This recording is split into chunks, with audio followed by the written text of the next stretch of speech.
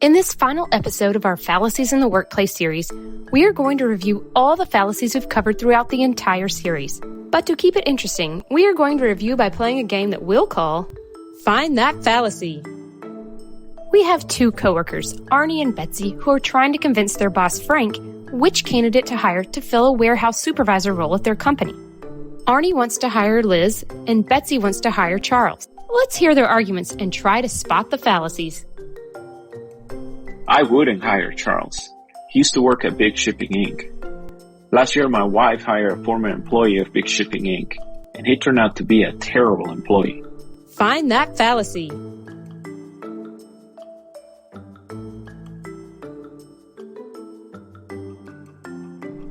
Arnie actually used two fallacies. So if you guessed the anecdotal or the correlational causational fallacies, you would be correct. Arnie does not know that 1, his wife's previous hire was a bad employee because he came from Big Shipping Inc., which is a correlational causational fallacy, or 2, that just because this happened to his wife, that it would happen to his company as well, which is the anecdotal fallacy. Liz is already earning more annually than we were planning to offer for the position. She wouldn't take the job unless we offered to pay her more. But if we offer her more, everyone else in the department is going to start asking for a raise. Find that fallacy.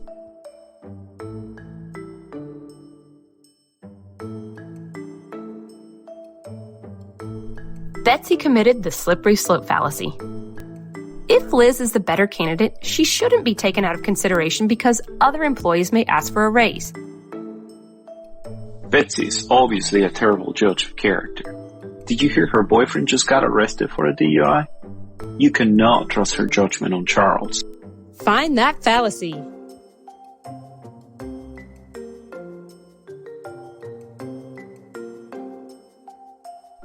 Arnie has committed the AdHominem Fallacy. He is attacking Betsy's character rather than addressing the issue at hand. Arnie is telling you that we have an unlimited budget here to hire whoever we want. That's not the case. We are constrained by a very tight budget. Find that fallacy.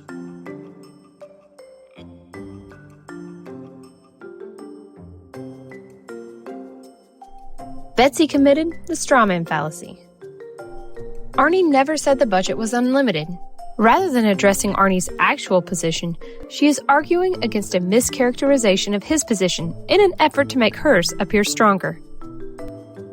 We can either choose Liz or Charles, and we all know Liz is the better candidate. Charles is a job hopper. He's had 5 jobs in the last 4 years. Find that fallacy.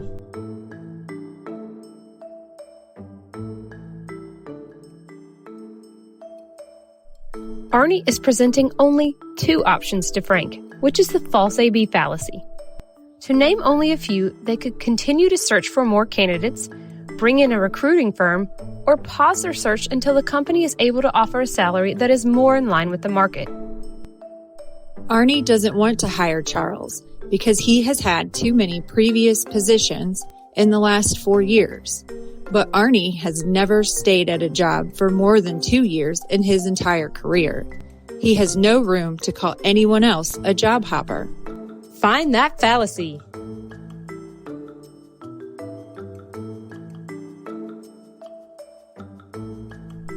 Betsy used the tu quo que, or you also fallacy. She defends her candidate by pointing out that Arnie has done the same thing he faults Charles for, which is job hopping. However, Arnie's resume is irrelevant to whether Liz or Charles is the best candidate. The latest hiring trend is to hire employees with technology degrees. Liz has that. Charles doesn't. Find that fallacy.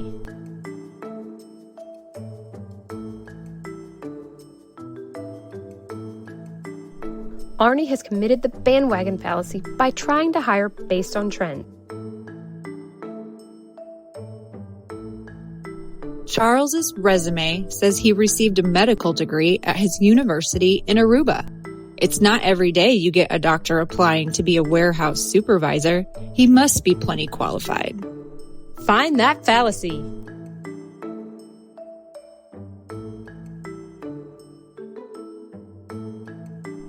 Betsy has committed the appeal to authority fallacy. A medical degree would not likely be helpful to his work as a warehouse supervisor. Liz told us that she was a single mom, and from her resume, it looks like she's been out of a job for almost a month now. She needs this job to support her family. Do you want to be the one responsible for her family getting thrown out on the street? Do you? Find that fallacy.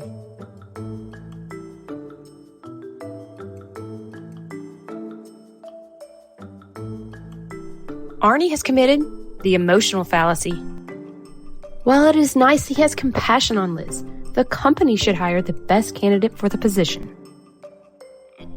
Liz kept going on about Lean and Six Sigma.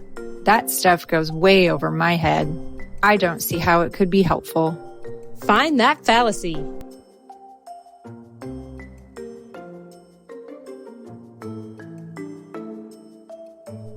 Betsy committed the personal incredulity fallacy. Just because Betsy does not understand Lean and Six Sigma does not mean it wouldn't be helpful, especially for a warehousing role. We've always hired a male for this position. I think Charles would be a better fit. Find that fallacy.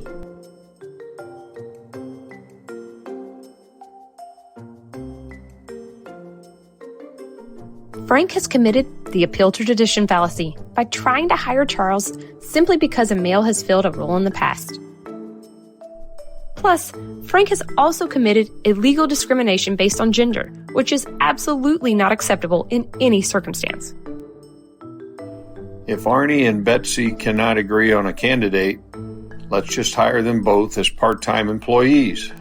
They can split the role, 20 hours a week each. Find that fallacy.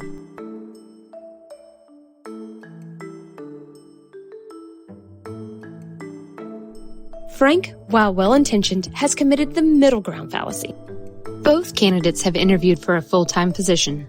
Offering both a part-time role just so Arnie and Betsy can have the candidate of their choice is not likely the best solution for the company or the candidates.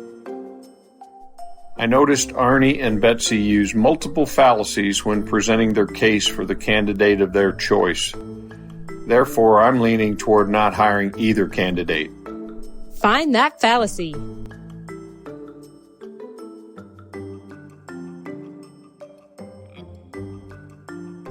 Frank has committed the fallacy. Just because another person commits a fallacy does not mean their position should be dismissed. Frank should help them reframe their arguments in a healthy way that helps the team evaluate the best candidate for the position. We hope you have enjoyed this series. Thank you for playing Find That Fallacy. Your prize today is better discussions and decision-making with your team. And as always, keep building well.